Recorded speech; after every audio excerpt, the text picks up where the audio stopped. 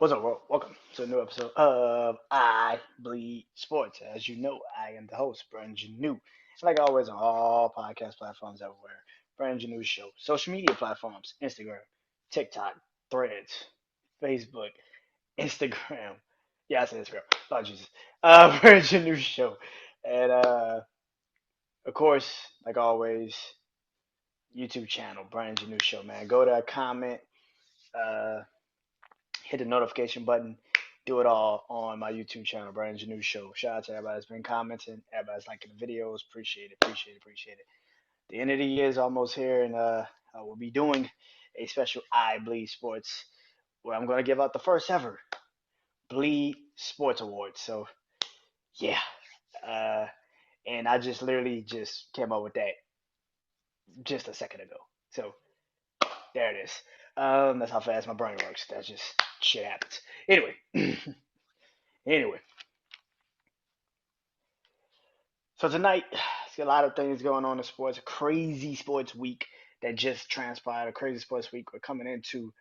Of course, I will be talking about the NFL. What's going on there? A couple of transfer portal updates, like Riley Leonard, Duke, former quarterback, is going to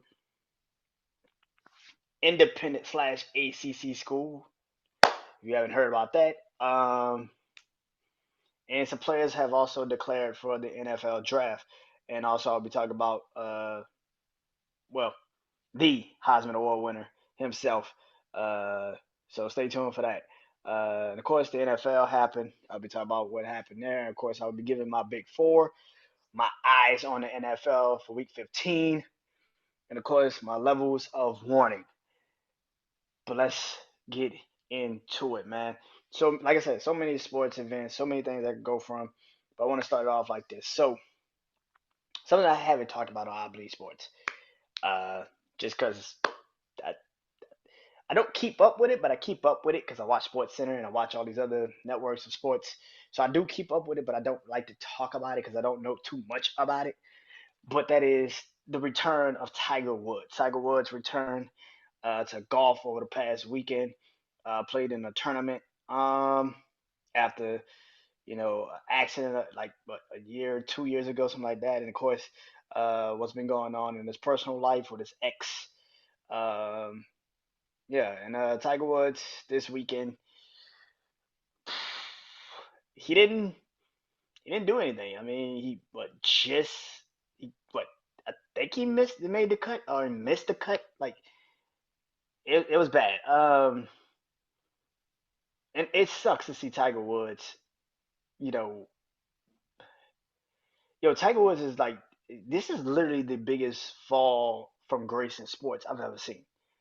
Someone that has been was literally the most dominant fucking athlete in that sport to the point where we actually have to have categories.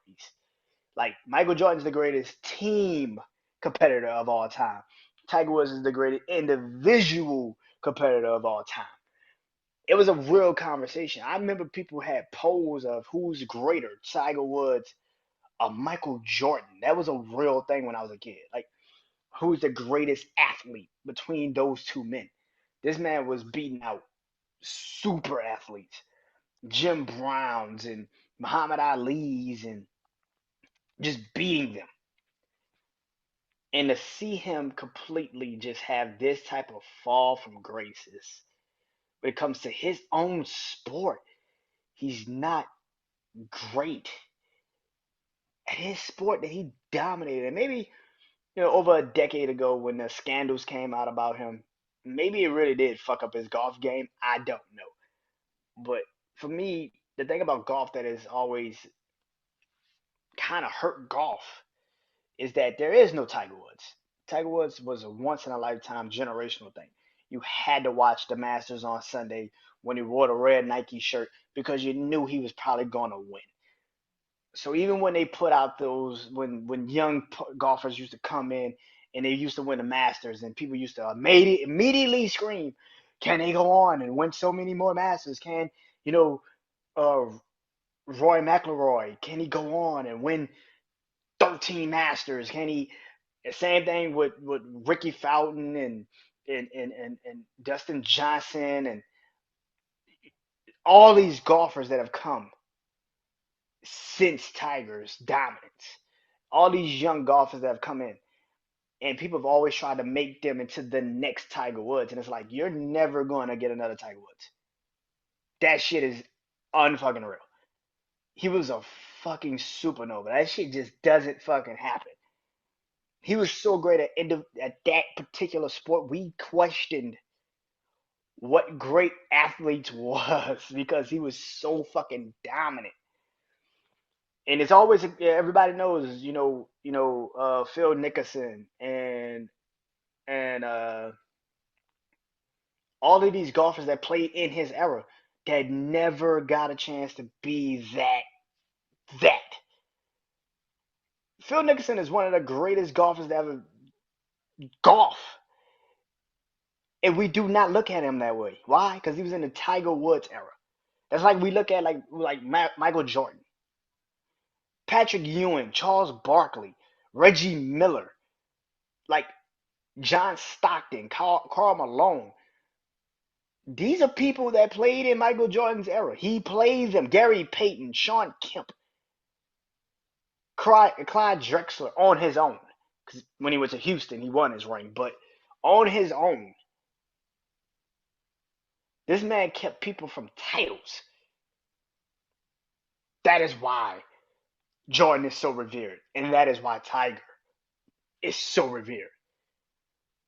I don't talk about golf because I don't know a lot about it. I don't play golf. I, just don't. But as a fan of of greatness, Tiger Woods was beyond great. And to see him have this type of fall, it's it's kind of fucked up. It's kind of demoralized. Like every time this man has been in a golfing tournament, I think he literally has won one, maybe two major golfing tournaments since he's been back from those allegations a decade plus, like a decade ago. And even since then, he hasn't really been Tiger Woods. So it's crazy to see someone that was that dominant, that incredible, that life changing of an athlete become now like, bro, just hang it up. Like it's getting to the point where, as a fan of the man and respect of the man and the craft that he gave us when I was a kid and watching every damn ESPN, just be like, look at Tiger swing, look at him come back in this golfing tournament. So to see him have this much of a fall is is fucked up. It's fucked up, man. Golf will never be.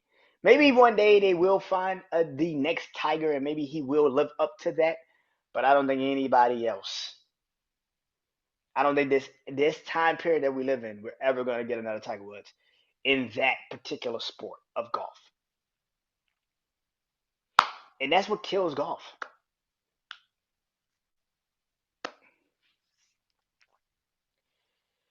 Speaking of winners and greatness, the NBA in-season playoff tournament happened this past Saturday. The semifinals happened last Thursday. The championship game was Saturday, and let's just get right to the chase. The Lakers won. They won the first ever in-season tournament crown. Uh, Another accomplishment under the King James himself, LeBron James, uh, legacy mantle, um, beating the Pacers Saturday night. I forgot what the score was, so when this comes out, y'all probably will tell me. But in the comments. But all in all, man, watching that game last Thursday with him and the Lakers versus the Pelicans, Zion is literally half of LeBron's age. Zion's what, 19, 20, 21? LeBron's 38, 39, going on 39. He's 38 going on 39. LeBron James was outrunning Zion Williamson on the court. LeBron James looked more in shape than a 21-year-old kid. that hasn't really played much in his career already. LeBron looked more in shape, looked more active, looked more ready than Zion did. And I know people are going crazy over Zion's weight but he's always been that size. Yes, he's gotten bigger, but he's always been that size. I remember going to the Houston game to watch the Pelicans here and watching that game and being like, wow, when he gets into the lane, he is big. He is so he can kind of get whatever he needs out of it. But when you have games on national syndicated TV and you look like you look compared to a man that is literally half your fucking age, and he looks way more prepared than you do,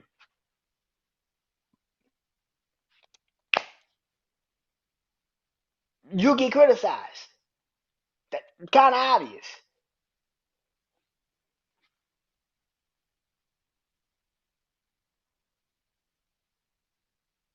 The Lakers won the in-season tournament. Now, the question really does go into does this mean the in-season tournament was a success?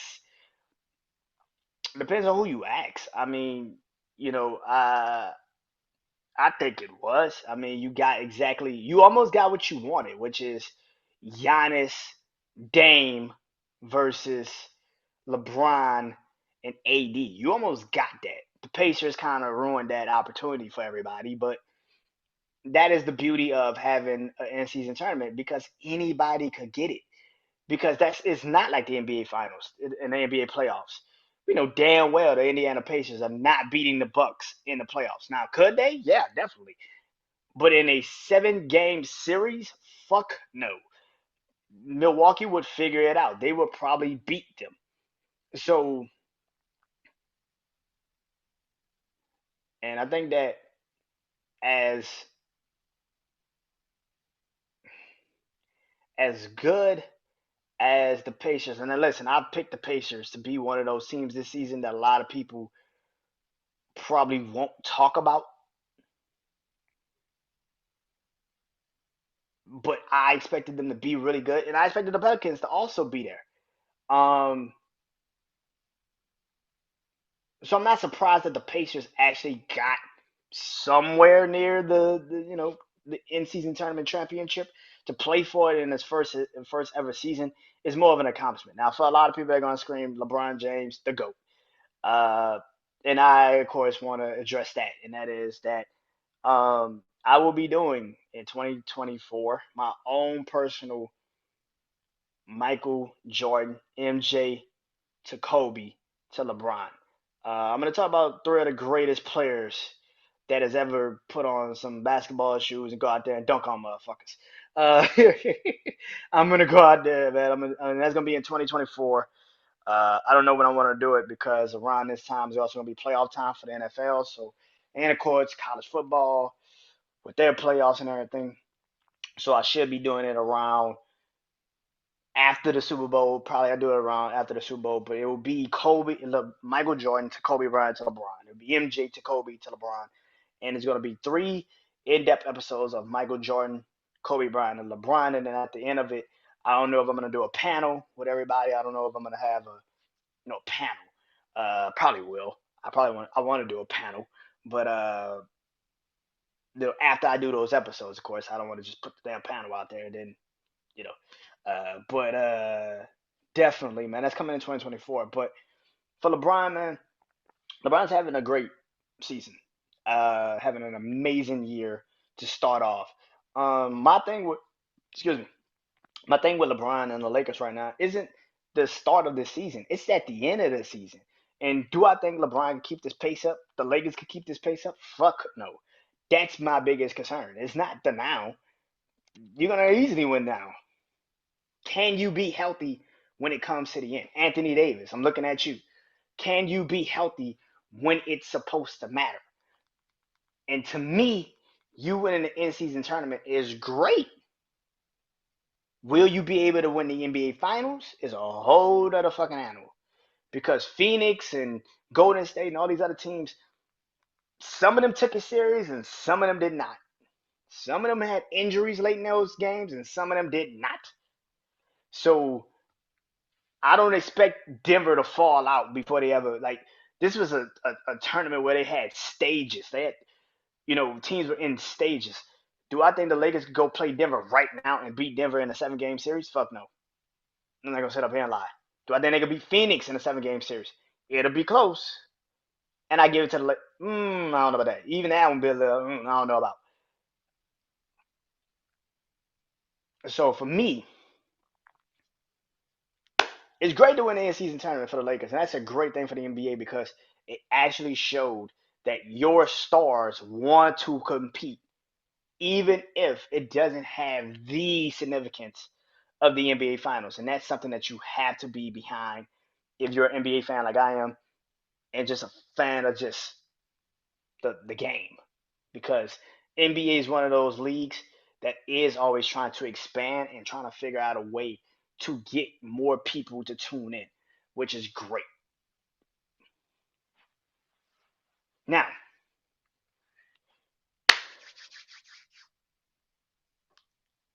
now, last Saturday night was the fight. Devin Haney versus Regis Prograves. Last Saturday night for the super lightweight championship, and Devin Haney was moving up um, for from lightweight to super lightweight. Um, he was the undisputed champion in the lightweight division, moved up 5 pounds to go into the 140 pound of conversation, and he Devin Haney dominated dominated the fight. Beat the living shit out of Regis Graves. Regis, uh, he looked slow, and Devin tagged him every time. After Devin kind of could figure out how he was blocking, he would just like before he could switch his blocking stance and shit, bow jab.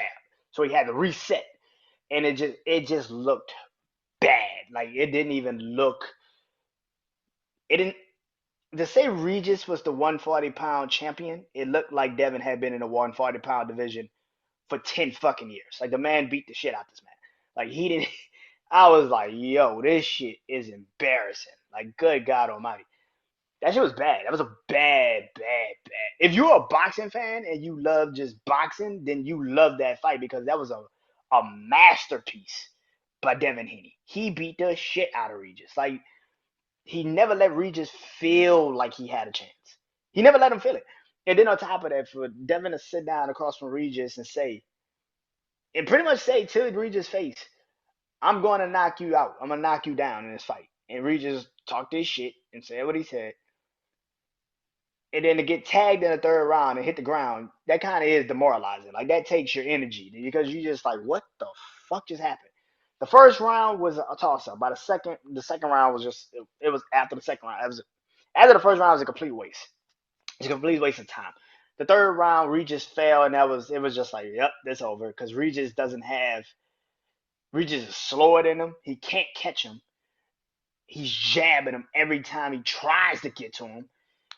Regis a beat like I've never. Regis was like seriously in his sight line, in his eyesight. Could have put up a punch or two, jab something. He would just do and get right back in Devin Haney's eyesight. Bow jab, and then Regis would have to reset itself and try to get back. It was just a bad fucking match to see. It was just bad, man. It was a bad showing for Regis. Great showing for Devin Haney, which creates now the conversation. Like I said last week when I saw Ryan Garcia, now I see Devin Haney last Saturday, and immediately people scream, "Nobody could beat this person." Did you see how bad they beat such and such? And it's like, yeah, I still believe that Tank Davis could beat the shit out of Devin Haney. I still believe Shakur Stevenson can fuck up Devin Haney. I still believe And I know that Devin Haney's coming back to 135. So if they're gonna fight him, they're gonna have to rise up to 140. Because I don't think he's coming back to 135. Because that would be stupid. Why the fuck would you do that? You don't go down, you move up. So, and especially if you've already moved up, stay up. Like don't move down. And I think Tank has also fought at 140. I can't remember. I think when he fought Barrios, I think it was one. I think that was for. I think it was 140 if I'm not mistaken. But with that being said, I would love to see I would love to see Devin versus Teofimo. I think Devin versus Teofimo Lopez undisputed championship for the titles. It would be for the titles. I think that'd be amazing to see. I would love to see that. Ryan Garcia said he wants to fight Devin Haney now. I don't think Ryan has a chance against Devin. Now, here's the thing: they've both sparred in the past. Devin has won three. Ryan has won three. So clearly something can happen, but I don't think that the level and the skill level that Devin have right now and the way he's starting to operate in a boxing match, you're starting to see him kind of evolve as a boxer. When I first watched Devin Haney fight, it seemed like something was wrong. It looked like he never could kind of get that power that he needed. He never could knock motherfuckers out. He would get tagged a lot in those fights. But right now, like when you saw him Saturday, and like I said, even in the Lomachenko fight, he kind of was just like he was fighting Lomachenko. Now here's the thing: he was controlling the fight, and he won that fight. I had, like I said all the time, I had it 7-5. I thought Devin won that fight outright. But to a lot of people, they would say Lomachenko won that. I don't believe that, but Loma did have like a ninth and 10th round that is absolutely ninth, 10th, and 11, no, 10th and 11th round that just devastated Devin. And he could never really recover from. But then in the 12th round, he took it from him. And that's the thing. Like, I would love to see Devin versus Teofimo because Teofimo is Devin's age, just as big, just as defensively savvy, just as powerful, probably a little bit more powerful than Devin is. And he has just as great of a boxing talent and boxing skill to go against a Devin Haney. And I think Teofimo would beat Devin Haney. I do not. I don't look at last Saturday and say, "Oh yeah, he's better." He fought a man that was literally slower than him, could not catch him. So yeah, it was easy work because as long as you can move in and out of the situation and he can't touch you, that's always easy work. That's Floyd Mayweather, baby. Like I don't give a shit how much you think you got power. If you can't touch me, you can't hit me, motherfucker. And that's the whole point. What does Floyd always say? The point of boxing is to hit and not get hit. Yes, that's the point of boxing. Devin did that to perfection Saturday. He did that shit to perfection Saturday night. You could Regis couldn't touch him. He couldn't touch him. And by the time he did start to tag him a little bit, his power was gone. So it wasn't a threat anymore. So yeah. So yeah. Um Another fight that's happening this Saturday is the UFC. It will be Leon Edwards. Oh, well, I say Leon. Yeah, Leon Edwards. Leon Edwards versus Leon Edwards versus Colby Covington. Uh, I want to say, good God Almighty, I don't want to fuck this up. um, I know it's not middle. It's got to be welterweight championship, I think. Yeah. Welterweight championship for the UFC. Um, Kobe Covington is is a tough son of a bitch. I don't agree always with his politics and what that's about. He kind of comes in sometimes as a racist asshole. I'm not lying. You can get mad at that statement that I just made, but go watch some of the shit he said in press conferences and interviews. He comes off sometimes as a racist asshole. So it's kind of hard to root for somebody like that. Um, he's been close a couple times to being the champion, to being the guy. Him and Kyle Uzma had a couple of, Uzma had a couple fights in the past and always was close, just never could get it done. Which brings into this fight this weekend. Leon Edwards, who's been ever since beating Uzma for the title a couple of years ago, with that crazy ass head kick. That shit was perfect. Uzma even said, "Yo, I just next thing I put my head, I was ducking everything, and then I kind of put my hand down, put my head right in in the way of the kick, and next thing I know, I was in the ambulance, and they was asking me where I was." Like he was like, "Shit," he gave me like a 30-minute nap. Like, so Leon Edwards, who's fought his way to get to this point in his career, I'm looking forward to this fight. I don't know who's gonna win. I would love to side with the champ, but like I said, Kobe Covington is a really good fucking UFC fighter. He can fucking fight, man. And like I said, how many more chances and opportunities he's gonna get to be the guy in the spot for the belt? That's something that weighs on people like that. So, same thing with like channel same thing with Odu channel child. Oh fuck, I fucked up his name. But y'all know what I'm talking about. That used to just talk all the time, and then when he got in the ring, he got his ass whooped every fucking time. Chael Sanger, yeah, I think it's Chael Sanger. Get in the ring and get his ass whooped every fucking time he got in the ring. Like you fight for the titles, and then he just get his ass whooped, and you be like, you can't be talking shit and get your ass whooped. Like that don't make no sense. So, but I expect this fight to be incredible. I expect it to be amazing, and I expect it to be one of the hardest hitting fights we probably see all year in the UFC. Now let's get into it. So, like I said, started off, college football is having some transfers and people declaring for the draft. Like Drake May has officially declared for the draft, same as uh, Hutton, Sam uh, Hartman. Sam Hartman uh, has also declared, who played for Wake Forest and Notre Dame last year. Drake May, of course, is projected to be the second quarterback taken. I personally don't have him there, but we shall see. Um,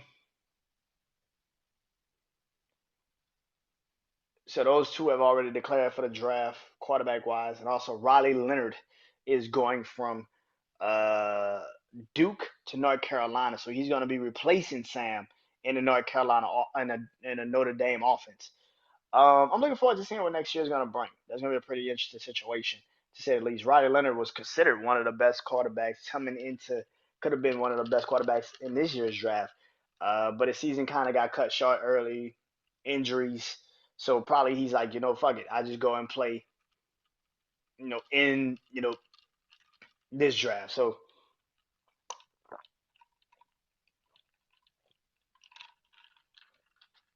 but yeah.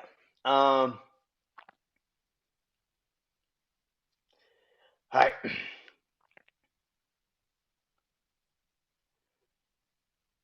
So, Jane Daniels won the Heisman. It was kind of obvious. Like anybody that set up here is like trying to like make it seem like that wasn't the most obvious decision. You are crazy as shit and you're delusional. That was the obvious fucking decision.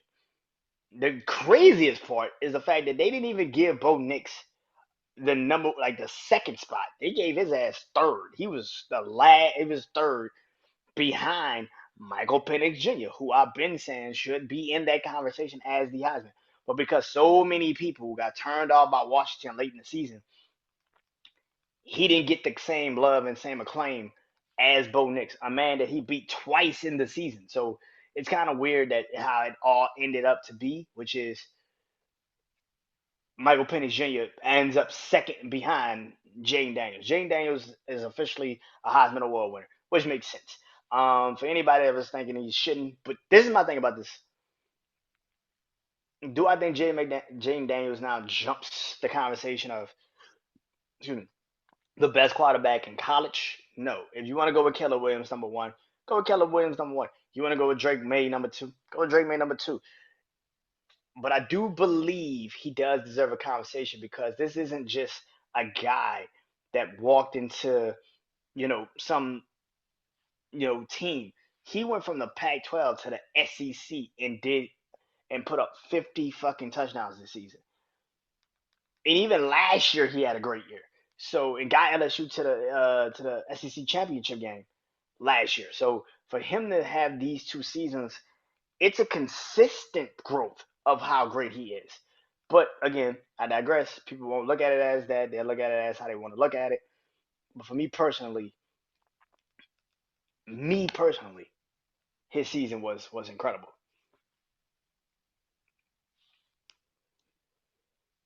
All right, let's get into it. So NFL happened. Week 14 happened. A lot of craziness, a lot of ups, a lot of downs, a lot of games. I was just like, huh. That shouldn't be the results of that game, but okay. Which gets me into this, and I will talk about more of that going into this. So let's get into it. So my big four of the NFL season coming into week 15. You already know how I do this. I go from 1 to 4, talk about the teams, why I have them so highly ranked, so much love and respect for them. So let's get into it. So number one, coming off of beating the Los Angeles Rams this past weekend, and number one is the number one seeded AFC number one seeded Baltimore Ravens at 10-3. They play the Jacksonville Jaguars this Sunday night on NBC. The Ravens are continuously winning, which means as long as they continue to win, they will have the number one seed. Miami is now 9-4. Kansas City and Jags both lost this past weekend as well. So it now seems like this is just Baltimore's opportunity to win. Um, like I said, played the Rams. The Rams had their best game against a really good team, and they showed up and showed out in that game. Now, they of course lost, but the Baltimore Ravens showed how great they can be in certain conditions. I think the bye week helped them out tremendously because it kind of got their offense back in a rhythm. Lamar Jackson, Zay Flowers got going. Odell Beckham is starting to kind of catch his rhythm now with the NFL and back in the NFL and also with the Ravens offense, which is great and that's what you need. Um, I think that Baltimore is the best team in AFC. I've never changed my prediction on that.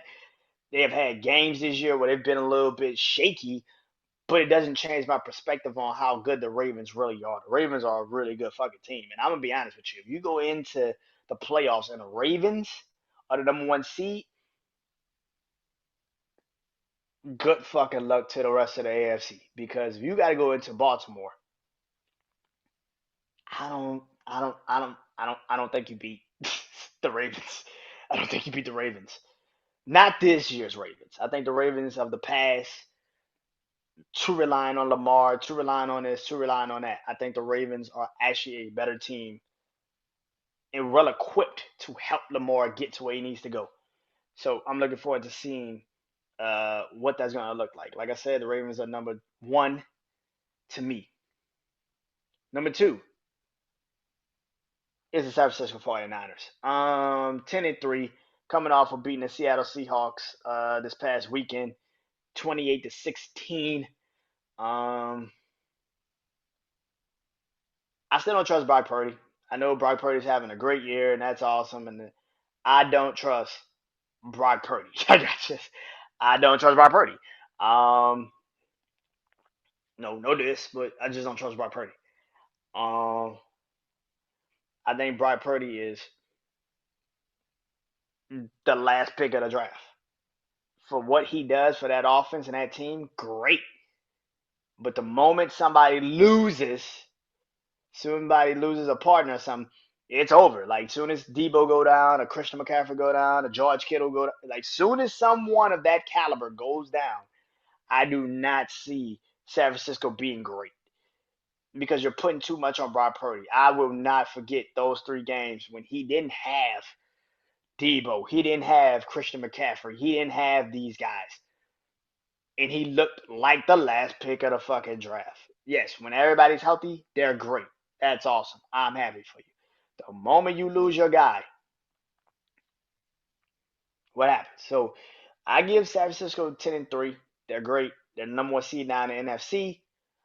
Thanks to the loss of loss to the Eagles. To my third team on this list, and that is the Cowboys. Coming in at 10-3. First time ever making a list this year. Cowboys 10-3. I can't deny what I saw Sunday. That was a hell of a win and an ass whooping to go with it. Dallas still don't have no faith in them. I mean, I'm gonna be honest. I feel like you gotta do that shit against. Still don't have a running game, and they still don't really have a particularly great offensive line. But because Philly is not great at stopping shit in the middle of the field, and because they don't have really good corners or a really good linebacking core this year, they're relying too much on that front four, which Dallas took a part of. It took their chances on it. When you don't have that much faith in the secondary, like Philly right now doesn't have any faith in their secondary, it's easy pickings. Dallas took advantage of that, and they probably going to take advantage of it some more if they play in the playoffs. Um, Dallas 10-3. They go to Buffalo this upcoming weekend, which is going to be a pretty interesting game. I'll talk about it a little bit more in my eyes on the NFL this week. But for me, Dallas is 10-3. That defense played the best it could have played and showed up and showed out against the Eagles, and that's great. Coming in at number 4, this shit changes every week, which is the Cleveland Browns at 8-5, beating um the Jacksonville Jaguars this past weekend. They're now 8-5, and they play the Bears, and they're the only team that I have in my 4 that actually have a home game, and they play the Bears this upcoming weekend at home. Um, yeah, the defense of the Browns may be the best defense in the NFL. But because of the turmoil of what this team actually is, in hindsight, they shouldn't be 8-5. But the craziest shit is they should also be 9-4. Because if you actually pay attention to last week, they probably should have beat the Rams. Miss mixed kicks and shit by the field goal kicker. But the Browns are the best defense in the league. Myles Garrett, Denzel Ward, all those players on that defense is one hell of a collection of talent. Me and my brother Juan talk about this all day. Jim Shorts as a defensive coordinator, he sucks as a head coach, but he's amazing as a defensive coordinator. He probably will get another look as head coach, even though he probably doesn't deserve it because I've seen enough of him as a head coach. He probably isn't that guy, but he's probably going to get another look because how great the Browns defense is. 8-5, they still have a chance to win the AFC North, which is the craziest shit. They have not had Deshaun Watson for like the last couple of weeks, and he shit even prior to that, they didn't really have him that much. But Joe Flacco, who's had 2 games now, this man was sitting on his couch a couple of fucking weeks ago. This man's had 2 games in the NFL, back in the NFL, and has looked like he never lost his job in Baltimore to Lamar Jackson.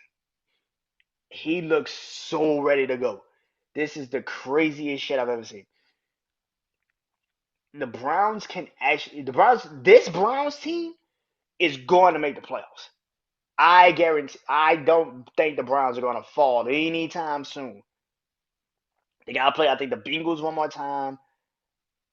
I think they played no. They already played the Ravens twice, so they don't have to play the Ravens anymore.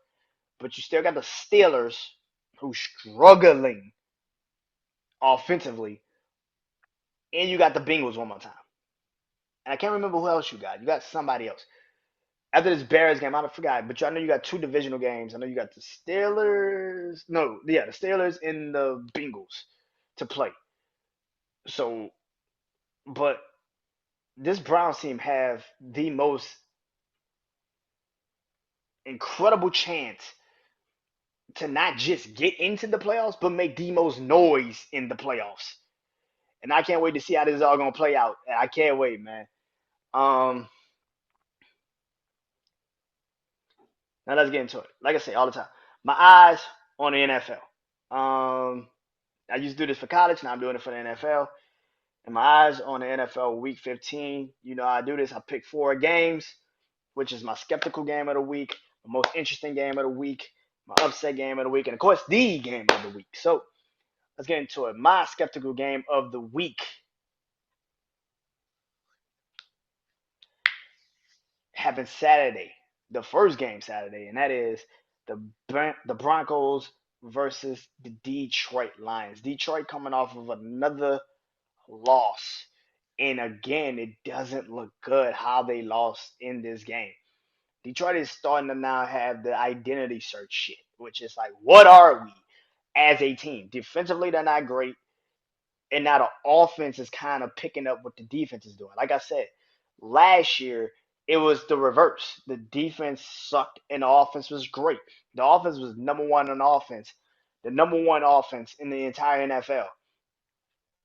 And then the defense was the 32nd defense. They started off so great this year that now the defense is starting to show its it's going backwards to what they usually have been. I thought getting a new pass rush like Bruce Irvin would help this pass rush, finally give them something, but it hasn't happened. Gardner Johnson, who they brought in, hasn't even been there for most of the year. So the secondary has struggled because of that.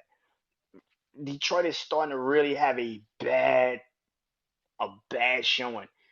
And for the other side, Denver started off 1-5. They are now what 7-6, some shit like that. Denver still has a chance to make the playoffs, which is the craziest shit in the planet. The fact that Denver has a chance to make the playoffs is incredibly shocking. Like they should not be able to make the playoffs. But Denver not only has a chance to make the playoffs, they have a chance to still win the division. They're only a game behind the Kansas City. What, 2 games behind the Kansas City Chiefs? They also beat Kansas City already this year. This is why this game is such a skeptical game for me because what is going to happen? Is Detroit going to finally wake up? They've been on the road the last couple of weeks. Can they finally wake up? Can they finally catch that Detroit magic that they had earlier in the season? Or does Denver's luck continue to run free and possibly get more and more closer to possibly taking the division away from Kansas City? It could fucking happen, ladies and gentlemen.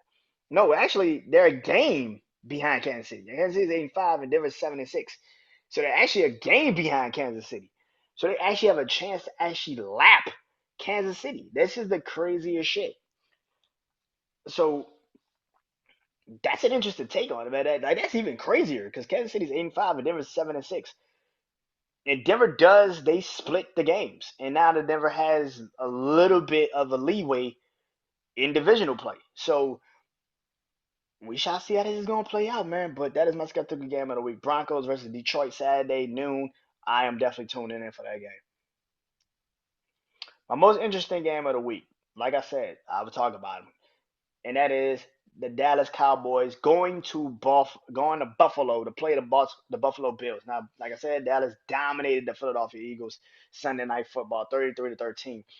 But the Bills, to some people, and I get into that when I talk about my levels of warning, but the Bills are now what 7-6, I think 6-7, 7-6 in the AFC. Josh Allen uh, went to Arrowhead Stadium and kind of exercised his demons because he actually won a game when Kansas City had the ball last, and he won the game despite how people want to say or talk about it. He actually won. Buffalo fucking won. And they won with Kansas City with the ball in their hands. They had a chance to win. To a lot of people, they probably did win. But the fact of the matter is this: Josh Allen beat Patrick Mahomes in Kansas City. And this is why it's my most interesting game of the week, because Dallas is coming off probably the best win they've had in years. Dak outplayed a better quarterback. He looked better than Jalen Hurts. How much of this is going to actually continue to motivate Dallas? Dallas has a chance to not only win the division, but kind of get in the conversation to be the number one seed. Now, technically, they can't get it, and they can't really get the division because Philly is still in front of them. But does Dallas have a letdown? And does Buffalo have a letdown? Or does Buffalo actually show up and show out? Because now they're saying, you know what? We not only have a chance to make the playoffs, we still have a chance to win the division. How much does that play into Buffalo going into this game playing against Dallas? Buffalo's defense, by the way, has actually gotten better as the season has progressed. So it's kind of interesting to see how this is going to look. So I'm looking forward to it. Um, so Dallas versus Buffalo is going to be pretty fucking good. I can't wait to see it. My upset game of the week is the New York Jets versus the Miami Dolphins. Now I get it. Miami lost last night. Uh, crazy loss. I don't know. I still don't know how the fuck they lost that game. I'm still trying to figure it out. But they lost to the Tennessee Titans. Not just how you lost to the Tennessee Titans, it's the way you lost to the Tennessee Titans. You had the game. The game was yours. And you lost to the Tennessee Titans. Now you have no center. Teron Armstead has been in and out of the lineup for the last couple of the whole damn season. Tyreek Hill is a little bit, and Tyreek Hill is banged up now. And you start to get into the point of Miami might be in a really bad situation. Now, I get it. Zach Wilson showed up and showed out against Houston. He played his ass off. He won them the game. He was the better quarterback on the field against C.J. Stroud. I cannot lie. He was. Does that carry over for the Jets? Does that make the Jets feel a lot more confident, especially going into a Miami where you don't know if Tyreek Hill is going to be 100%, which we know he's not going to be 100%. Now they have a backup center snapping the ball to Tua. We don't know if Terod Armstead is going to be healthy enough to play. And now you're putting yourself into a position of your Miami where the division is up for grabs if you lose this game, because you do play Buffalo at the end of the season in Miami. Excuse me. And if Buffalo continues to roll like they're rolling, I don't think Miami could beat Buffalo in Miami when it's all said and done. So they kind of have to win this game, which brings me to the Jets defense. Jets defense against Houston. I get it was raining, whatever. But that defense is still solid. That defense is playing their ass off the last couple of weeks. They've been playing hard. Ever since the Black Friday game, they've been playing hard. Even in the Black Friday game, they just didn't have the offense. Now they kind of got something offensively going, and they have the defense. I expect this game to be tough. I expect this game to be an actual AFC East divisional game, and I actually could see the Jets pulling off the upset. That's why I have them as my upset game of the week. And my game of the week, there was not that many to choose from, but I'll go with this one. And that is mainly because of these two teams are fucking spiraling right now. So it's going to be good entertainment on Monday night. Eagles going to Seattle to play the Seattle Seahawks. Now, like I said, both teams lost. Both teams lost in very dominant factions, in dominant ways. San Francisco just absolutely, well, Seattle better game than Thanksgiving night.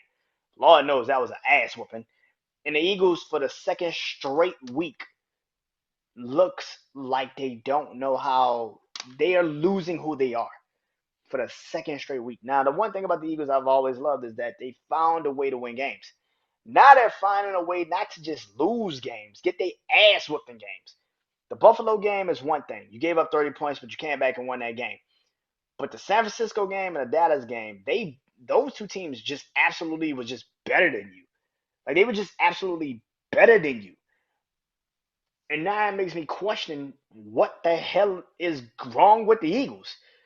Is it the defense? Is it the offense? Is it all? Is what the hell is going on? Are they really that injured? Are they really that banged up? What the hell is going on? The Eagles is in a very, very, very tough situation right now, and that is not only can you not just lose, you're probably going to make the playoffs. You're 10-3. Nobody in the NFC has even got that close of a record that isn't a divisional leader outside of the NFC South. So nobody has that close of a record. So you're probably going to make the playoffs regardless. But even in that sense, what makes me think you go into any of these NFC South teams' backyards and beat them the first game? Because you're now starting to have these games and it's showing like you can beat the Eagles. And right now, that's exactly what it looks like. You can beat the Eagles. And that's not good for the Eagles. Speaking of that, the team that they have to play, and that is the Seattle Seahawks. Seattle is having, talk about a team that's having a damn spiral. Seattle at one point was the NFC West leaders. They have lost every game since. They have lost every game since they took the division lead from the San Francisco 49ers. They have lost every game since. Seattle had a great display against the Cowboys on Thursday night, just came up short. And then San Francisco just beat them. And I don't know what Seattle's going to have to do, but Seattle right now is in a position where they can literally lose the little spot you have in the playoffs. You can kind of lose that. You're now on what, 6-7, I think, 7-6, something like that. You have to figure it out now, because if not, Geno Smith's going to get. Well, Geno Smith's already going to lose his job because they're going to draft a quarterback. But now it's starting to look like Pete Carmichael might have fucked up with just letting Russell Wilson go. Because if Russell makes the playoffs and you don't, it's the same thing with the Saints. If Sean Payton make the playoffs but Dennis Allen doesn't, we got to get rid of you. So that's why this is my game of the week. Now, my levels of warning for week 15 of the NFL season. Y'all know how I do this. Yellow is caution. Orange is panic time. Red is DOA. Now let's get into it. So my team that definitely needs some caution, and that is the 10-3 Jacksonville Jaguars.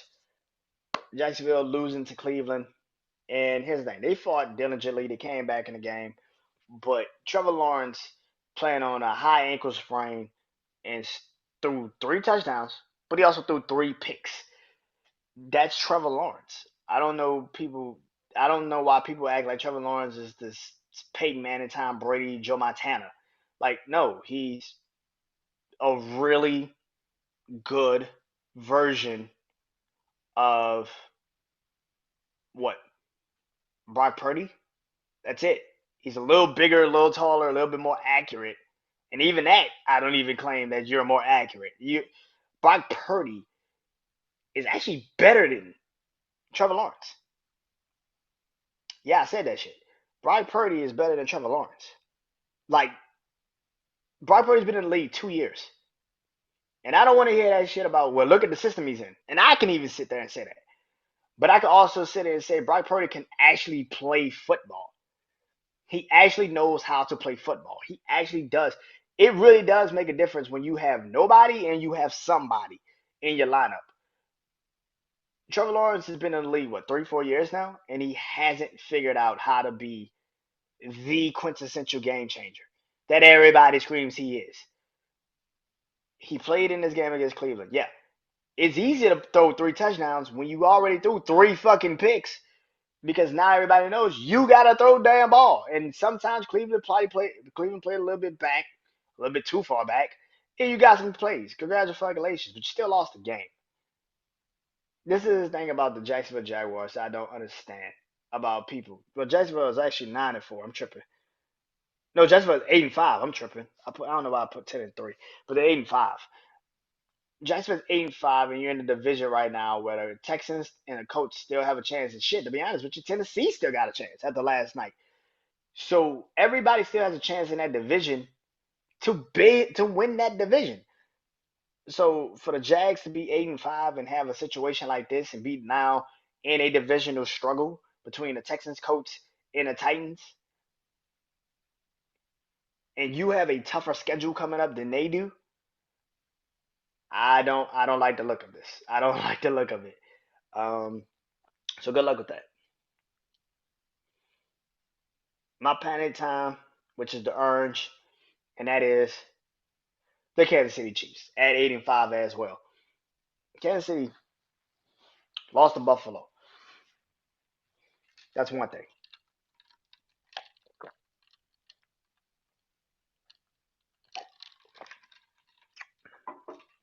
Buffalo's a decent to okay team, decent to good team, so that's understandable.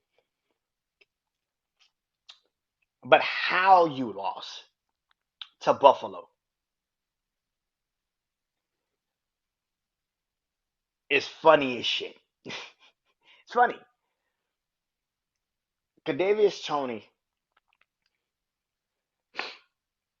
has been with the Kansas City Chiefs now for a year and a half. He got traded midway through last year to the Kansas City Chiefs from the Giants. So he should know how your offense works. He should know how to line up. And now I hear everybody saying, well, did the refs owe the Kansas City Chiefs? You know, Davis like to tell Davis, hey, back up, back up, back up. Did they owe them that? No. You have lined up too many times in this offense and know where the fuck you're supposed to be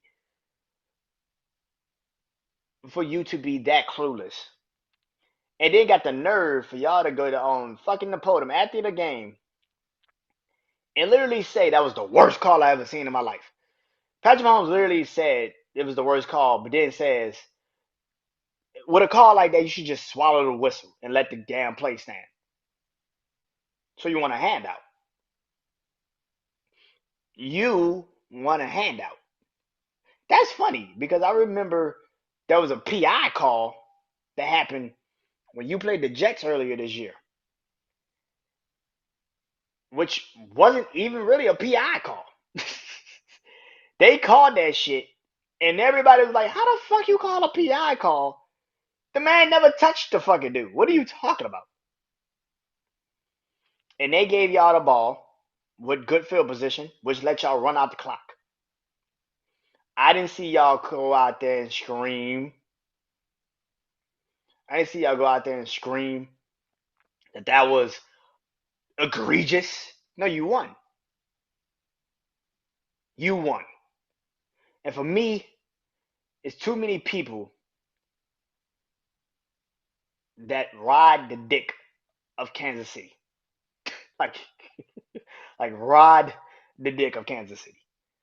I saw yesterday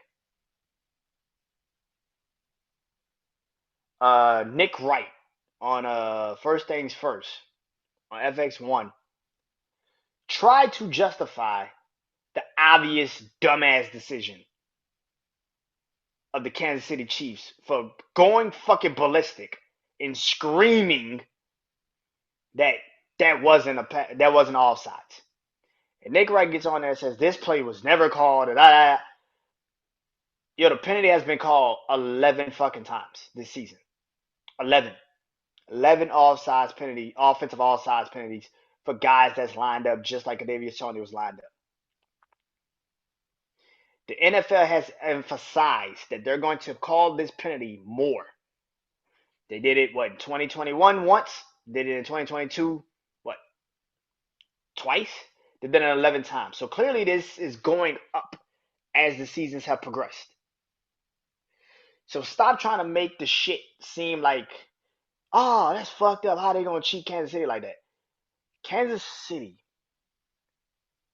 has been in multiple Super Bowls the last couple of years. You're finding out what happens when shit just don't go your fucking way. It's not going your way. It's okay. It's not going your way. It's okay. It's okay. Stop trying to make it seem like you deserve to always win. No, the fuck you don't. If you deserve to win, maybe your ass should never traded Tyreek Hill. Maybe you bet on the wrong fucking horse. This is what Kansas City was supposed to look like last year.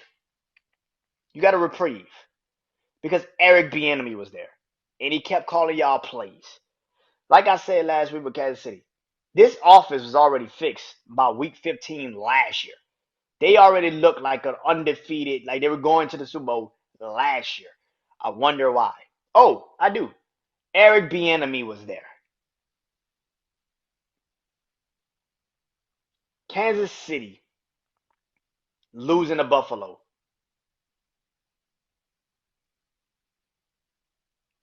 is the funniest shit on the planet. How they lost. Kadarius Toney dropping the ball every damn game, damn near.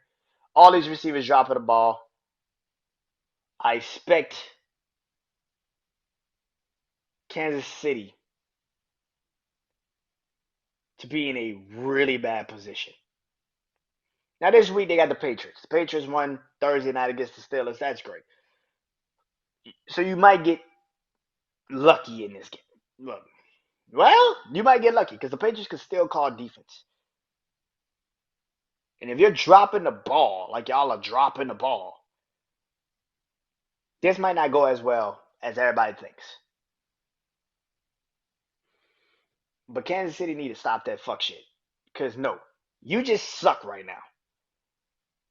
You want the refs to give you a call, or let you have the touchdown, but yet it's the rule that somebody's lined up on the offense, pass the ball, which Kadarius Toney was.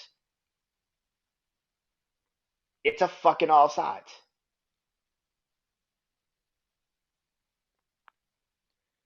And red is DOA, which is I talked about them earlier. The Lions, 9-4. Listen, Detroit, I get it. It's starting to feel like you guys have, like I said, regressed defensively, and now the team feels like they're regressing because, excuse me, the team feels like they're regressing because the defense can't get themselves right. As good as Detroit is, and I don't think Green Bay or Minnesota, Chicago are not, they're not gonna catch you. But this is still not a good look that you have a, a really good team earlier in the year, and now you're looking worse. You're getting worse as the games progress. This is the second straight time you didn't play Chicago in the last couple of weeks, and they look way more in tune. They look way more together. They look like they are not the team that is about to pick number one and number four in the draft. They look like a team that's going to the playoffs and leading the damn division. Saturday against the Broncos, you are at home. If the Broncos beat you Saturday night, Saturday, I might have to sell my Detroit stock because there is no way in hell the Denver Broncos should come into Detroit and beat you. I don't give a fuck how bad you look. You got to win that game. You got to win that game. That's the end. I Bleed Sports. Like I said, this weekend I'll be doing I Bleed Sports. The Bleedies. I don't know if I'm gonna call it that. That sounds so goddamn disturbing. Um, but the Bleed Sports Awards. I'll be doing that this weekend because I have nothing else to do. So I'll be doing that this weekend, closing out 2023 with the Bleed Sports Awards. So be on the lookout for that. Until next time, man. I am Brandon Janeau. Hope you guys enjoyed this episode. I'll see you next Tuesday with a new episode. And be on the lookout for the Bleed Sports Awards. Till next time, peace.